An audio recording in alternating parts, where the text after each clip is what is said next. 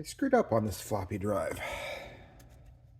So when I originally tested it, I had plugged it into a PC and tried to test it there, but I had forgotten that the settings are actually different.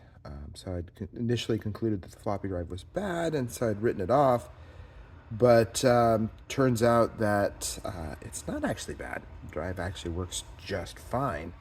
So I'm going to change plans a bit. I had originally planned on putting a GoTech in this thing, but now, since I've got the original floppy drive working, I'm going to stick the original floppy back in. Um, that's There's some trade-offs there.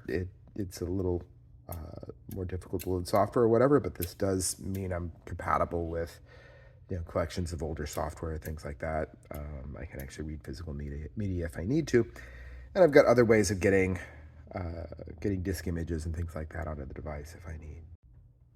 One other thing that's a problem here that is actually broken is this shield on the front. It goes on like this.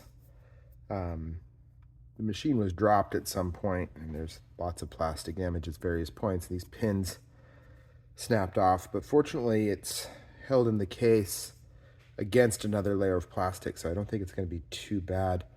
I'm going to just use a small little piece of tape to hold that in place, and hopefully that will work out okay.